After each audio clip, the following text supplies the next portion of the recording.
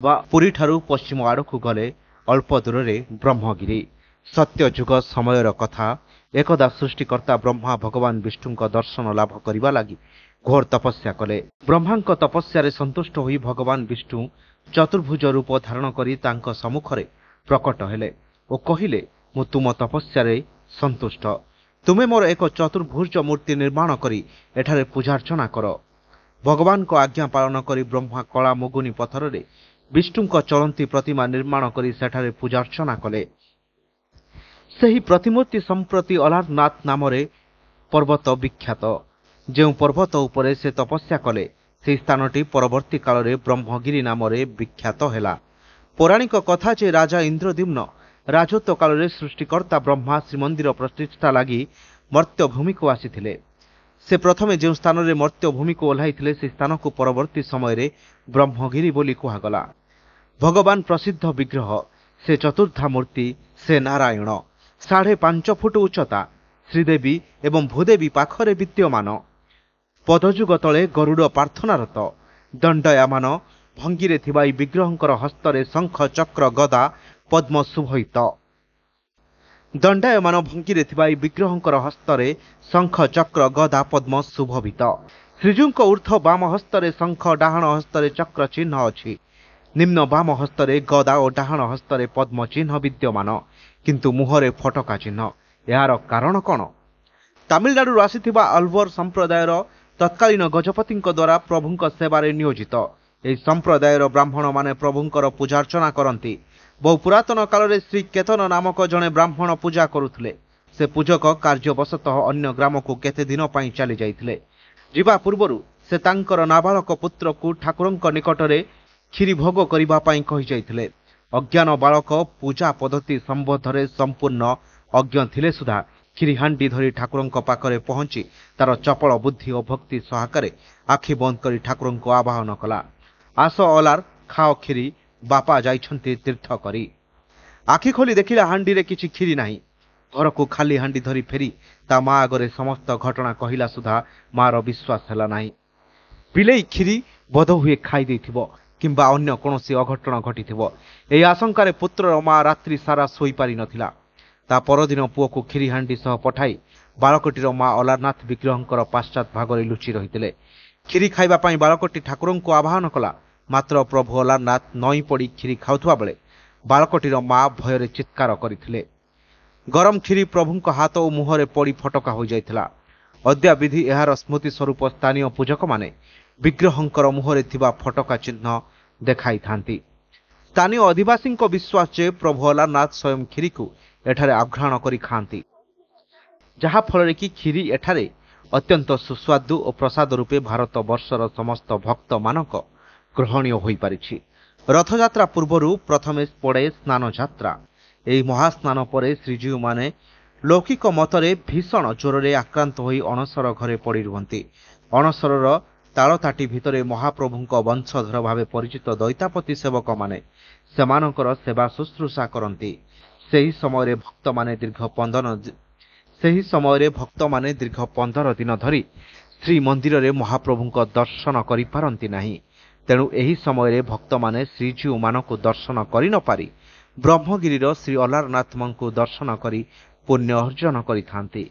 श्रीमंदिर रत्न सिंहासन रे श्रीजीव दर्शन करिबारे जेतिकी पुण्य मिले अणसर समय श्री अलारनाथ को दर्शन कले सेतिकी पुण्य मिले बोली प्रभात रे रहिछि।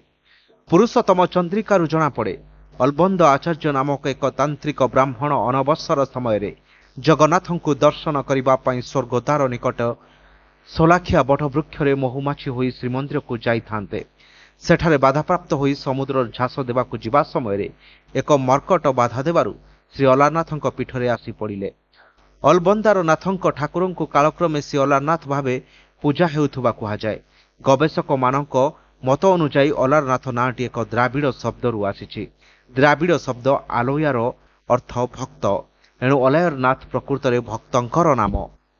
कालक्रमे अलारनाथ शब्दर अपभ्रंश घटी अलबंदानाथ अलबरनाथ आलालनाथ एवं परिशेष स्थानीय लोकमुखरे अलारनाथ नाम प्रसिद्ध लाभ पाइला। अपरपक्षरे पुरुषोत्तम चंद्रिकार होइथिबा उल्लेख अनुसार परम तांत्रिक बाबा ଅଲବନ୍ଦାଚାର୍ଯ୍ୟ ନାମକ ଜଣେ ତନ୍ତ୍ର ସାଧକ ମହାପ୍ରଭୁଙ୍କ ଦର୍ଶନ ପାଇଁ ଶ୍ରୀମନ୍ଦିରକୁ ଆସିଥିବା ସମୟରେ ଅଣସର ହେତୁ ଦର୍ଶନ ପାଇପାରି ନଥିଲେ। ନିଜର ତନ୍ତ୍ର ସାଧନା ପ୍ରୟୋଗ କରି ସେ ଏକ ଭ୍ରମ ରୂପରେ ଅଣସର ଗୃହକୁ ପ୍ରବେଶ କରିଥିଲେ। ଅଣସର ଗୃହରେ ଏକ ଅଷ୍ଟଦଳ ପଦ୍ମ ଦେଖି ଅଲବନ୍ଦା ପଦ୍ମ ଉପରେ ବସିବାକୁ ଉଦ୍ୟମ କରିବା ବେଳେ ପଦ୍ମର ପାଖୁଡ଼ା ଗୁଡ଼ିକ ଜଣେ ଜଣେ ସୁନ୍ଦରୀ ନାରୀରେ ପରିଣତ ହୋଇ ଭ୍ରମରକୁ ଉପହାସ କରିଥିଲେ। ଫଳରେ ଅଲବନ୍ଦାଚାର୍ଯ୍ୟ ଅପମାନ ପୂର୍ବକ ଜଗନ୍ନାଥଙ୍କ ଦର୍ଶନରୁ ବଞ୍ଚିତ ହୋଇ ସମୁଦ୍ରରେ ପ୍ରାଣ ବିସର୍ଜନ ନିମନ୍ତେ ଉଦ୍ୟମ ହୁଅନ୍ତେ ହଠାତ୍ ଏକ ବିରାଟକାୟ ମର୍କଟ ତାଙ୍କ ସମ୍ମୁଖରେ ଲମ୍ଫ ପ୍ରଦାନ କରି ଦକ୍ଷିଣ ଦିଗକୁ ଗତି କରିଗଲା। ଏହା ଭଗବାନଙ୍କ ନିର୍ଦ୍ଦେଶ ଭାବି ସେହି ଦକ୍ଷିଣ ଭୂମି ଦିଗରେ ଯାତ୍ରା କରି ବ୍ରହ୍ମଗିରି ସ୍ଥିତ ଅଲାରନାଥ ପୀଠରେ ପହଞ୍ଚି ସେଠାରେ ଶିଳାରୂପୀ ବିଷ୍ଣୁ ବିଗ୍ରହଙ୍କୁ ଦର୍ଶନ କରି ଭାବବିହ୍ୱଳିତ ହୋଇଯାଇଥିଲେ। ସତ୍ୟ ଯୁଗରେ ମହାପ୍ରଭୁଙ୍କ ଲୀଳା ବ୍ରହ୍ମଗିରିରେ ପ୍ରକଟ ହୋଇଥିଲା। ତେବେ ଅନେକ କାଳ ଧରି ଏହି ଲୀଳା ଗୁପ୍ତ ହୋଇ ରହିବା ପରେ ମହାନ ବୈଷ୍ଣବ ସତଃ ଚୈତନ୍ୟଙ୍କ ଶ୍ରୀକ୍ଷେତ୍ରକୁ ଆଗମନ ସମୟରେ ଅଲାରନାଥଙ୍କ ମହିମା ପୁନର୍ବାର ଲୋକମୁଖରେ ପ୍ରଚାରିତ ହୋଇଥିଲା। ଶ୍ରୀ ଚୈତନ୍ୟ ତାଙ୍କ ଜୀବନରେ ଶେଷ 18 ବର୍ଷ ଶ୍ରୀକ୍ଷେତ୍ରରେ କଟାଇଥିଲେ। କାଶୀ ମିଶ୍ରାଳୟର ଗମ୍ଭୀରାଖରେ ସେ ଅବସ୍ଥାନ ପୂର୍ବକ ପ୍ରତ୍ୟହ ଜଗନ୍ନାଥ ମହାପ୍ରଭୁଙ୍କ ଦର୍ଶନ ନିମିତ୍ତ ଶ୍ରୀମନ୍ଦିରକୁ ଯାଉଥିଲେ। ଅଣସର ସମୟରେ ପ୍ରଭୁଙ୍କ ଦର୍ଶନ ନ ପାଇ ବିରହ ଜ୍ୱାଳାରେ ମ୍ରିୟମାଣ ହୋଇ ପଡ଼ିଥିଲେ। ପ୍ରଭୁଙ୍କ ନିର୍ଦ୍ଦେଶରେ ସେ ବ୍ରହ୍ମଗିରି ସ୍ଥିତ ଅଲାରନାଥଙ୍କ ପୀଠରେ ପହଞ୍ଚି ନାରାୟଣ ମୂର୍ତ୍ତିଙ୍କୁ ଦର୍ଶନ କରି ଭାବ ବିଫଳ ହୋଇଯାଇଥିଲେ। ସେଠାରେ ପଡ଼ିଥିବା ଏକ ପ୍ରସ୍ତର ଖଣ୍ଡ ଉପରେ ଦଣ୍ଡବତ ପ୍ରଣିପାତ କରିଥିଲେ। ଶ୍ରୀ ବିଗ୍ରହଙ୍କ ଦର୍ଶନ ନ ପାଇ ନିରହ ଜ୍ୱାଳାରେ ତାଙ୍କ ଶରୀର ଏତେ ଉତ୍ତପ୍ତ ହୋଇଯାଇଥିଲା ଯେ ଉକ୍ତ ପ୍ରସ୍ତର ଖଣ୍ଡକ ତାଙ୍କ ଶରୀରର ଆକାର ଅନୁଯାୟୀ ତରଳି ଯାଇଥିଲା। ଏବେ ବି ସେହି ପ୍ରସ୍ତର ଖଣ୍ଡିକ ସର୍ବାଙ୍ଗ ଶିଳା ଭାବେ ମନ୍ଦିର ପରିସରରେ ପୂଜିତ ହେଉଛି। ଶ୍ରୀ ଚୈତନ୍ୟ ପନ୍ଥୀ ଗୌଡ଼ରୀୟ ବୈଷ୍ଣବମାନେ ଏହି ପୀଠକୁ ଆଗମନ କରି ପ୍ରଭୁ ଅଲାରନାଥଙ୍କୁ ଦର୍ଶନ କରିବା ସହିତ ସେହି ସର୍ବାଙ୍ଗ ଶିଳାକୁ ପ୍ରଣିପାତ କରିଥାନ୍ତି। ଶ୍ରୀମନ୍ଦିର ଭୋଗ ନୀତି ଏପରି ଏଠାରେ ମଧ୍ୟ ଭୋଗ ଅନୁଷ୍ଠିତ ହୁଏ। ସକାଳ 8ଟାରେ ବାଳ ଭୋଗ, ସକାଳ ଧୂପରେ ଅଣ୍ଡି, ଖେଚଡ଼ି, ଡାଲି ଓ ତରକାରୀ ଭୋଗ ହୁଏ। ମଧ୍ୟାହ୍ନରେ କ୍ଷୀର ଭୋଗ କରାଯାଇ ପହୁଡ଼ ପଡ଼େ। ରାତିରେ ଦହି ପଖାଳ ଓ ଭଜା ଭୋଗ କରାଯାଏ। ଶ୍ରୀ ଅଲାରନାଥଙ୍କ କ୍ଷୀରି ଭୋଗ ସବୁଠାରୁ ପ୍ରିୟ। ଶ୍ରୀମନ୍ଦିର ଭଳି ଏଠାରେ ପ୍ରଭୁ ଅଲାରନାଥଙ୍କ ଦୈନନ୍ଦିନ ଆଳତି, ଅବକାଶ ବଲ୍ଲଭ, ଅନ୍ନଭୋଗ, ଚନ୍ଦନ ଲାଗି, ବଡ଼ ସିଂହାର ବେଶ, ପୋଡ଼ି ଇତ୍ୟାଦି ନୀତି ଅନୁଷ୍ଠିତ ହୋଇଥାଏ।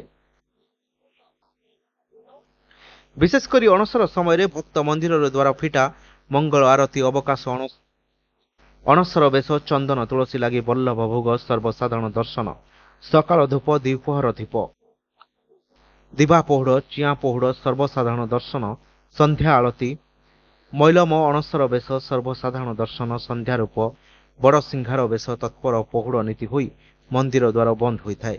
ଅନବସର ସମୟରେ ଅନବସର ବେଶ, ଚନ୍ଦନ ଯାତ୍ରା ସମୟରେ ଚନ୍ଦନ ବେଶ, କାର୍ତ୍ତିକ ମାସରେ ରାଧା ଦାମୋଦର ବେଶ, ଦଶହରା ଦିନ ରାଜା ବେଶ, ବସନ୍ତ ପଞ୍ଚମୀ ଦିନ ଘୋଡ଼ାଲେଖି ବେଶ ଓ ଅନ୍ୟାନ୍ୟ ବେଶ କରାଯାଏ।